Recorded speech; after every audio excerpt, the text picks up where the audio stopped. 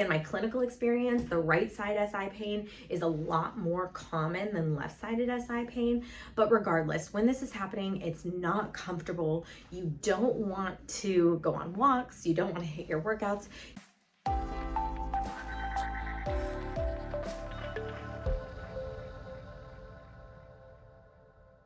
What is SI joint pain? Why does it happen? And a couple things you can try to help adjust your SI joint, and so it reduces the pain in that joint so you don't have trouble sleeping, walking, or just moving. Okay, let me break it down. SI joint pain is usually localized on one side of the body. You'll feel it either on your right side low back or your left side low back. Oftentimes a pinpoint test is when you take your finger and you can isolate it right on this joint here, or take your finger and locate it right on that joint there. So it's either happening in two of those places. And what that looks like on the pelvis, if this is the pelvis here, this is the front of the pelvis, and then this is the back of the pelvis, the SI joints are right here and right here. It's right where the sacrum meet the iliac crest, and they create this joint called the sacroiliac joint, a very common place where people have pain. Now, this is common during pregnancy, this is common during postpartum, and it's very common at any point in which your hormones are changing. Because if we have relaxin or increased progesterone or decreased progesterone in our bodies, increase in ligament laxity, meaning that the little fibers that hold these joints together and create the capsule around the joints are more susceptible to have movement. Have excessive movement or increased movement, they create pain. Postpartum, to have this, anyone can have SI joint pain. Oftentimes, if you find yourself shifting your weight and just standing on your right leg or standing on your left leg, you become more dominant in the muscle mass on one side of your body. And then that constant dominating leg can pull and have forces on that sacrum, leading to increased pressure on the right and left side. So if you stand more heavily on your right side, the joint can get pulled more in this direction, putting strain on this ligament, and then stretch on this ligament, creating an imbalance. And so that's really all SI pain is. It's an imbalance. Hip flexors. You might have tighter hip flexors on the right side or tighter hip flexors on the left. And then that can create, or a tighter quad. And that can create a rotation of the ilia, or a force that's more pronounced, creating more pressure on this SI joint. In my clinical experience, the right side SI pain is a lot more common than left-sided SI pain.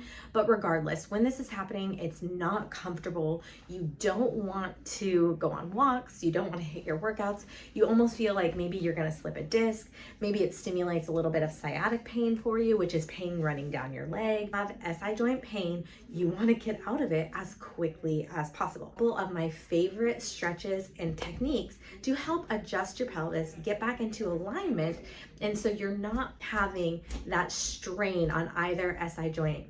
I say alignment, meaning that you could have some malalignment, but it could just be that the forces, one muscle is pulling, tighter than the other muscle. It doesn't mean that you're necessarily having this like huge alignment problem, meaning that like your hips are rotated or your sacrum's rotated. That can absolutely happen, especially with the ligament laxity that happens around pregnancy, fertility treatments, and or during postpartum phases. Case for you, you might just have your right quads pulling more, or your hamstrings are pulling more. So we want to make sure, in order to fix this SI joint pain, that we really balance the muscles all across the lower extremities.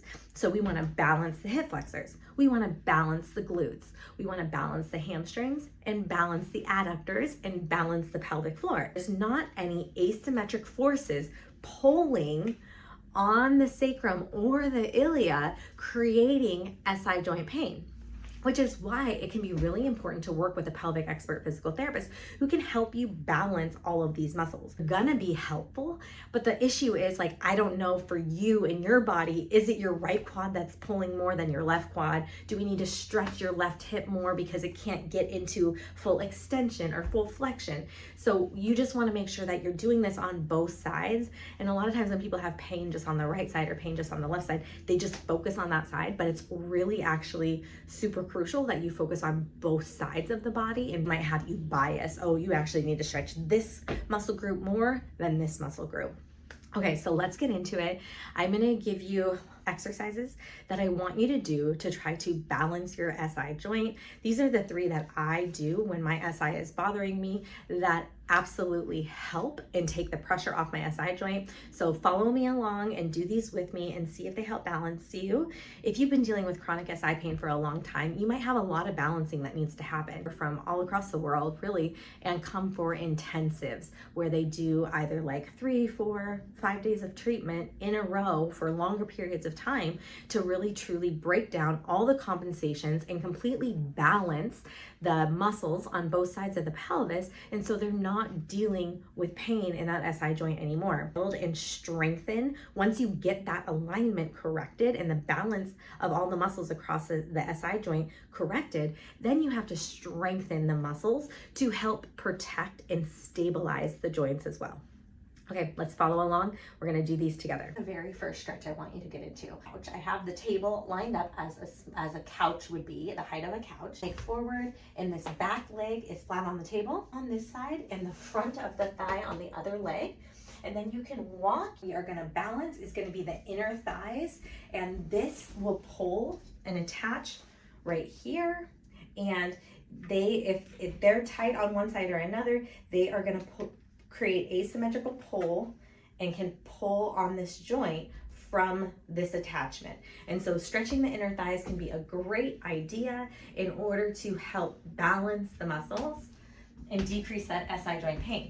So how I like to do this is if this is my countertop or a kitchen table, I spread my feet apart, keeping my toes facing forward.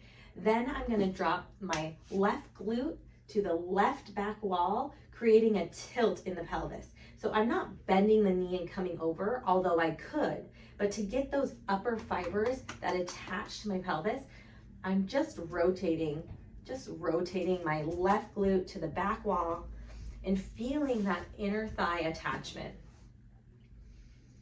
Okay, and then I'm gonna switch sides and it looks like this. Again, you could bend the knee and get the whole inner thigh.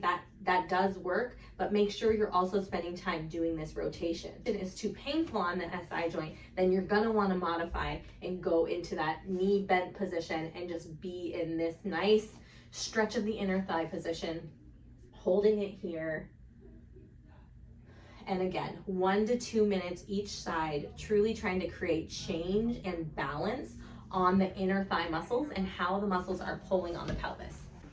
My final adjustment for you is one of my favorites, and it's actually gonna have 2 parts in order to help balance the muscles and kind of shimmy the joints back into alignment. The first thing you're gonna do is just in a sitting position, you're gonna press your knees out into your hand and hold for 10 seconds. Then you're gonna bring your hands on the inner thighs and squeeze for 10 seconds.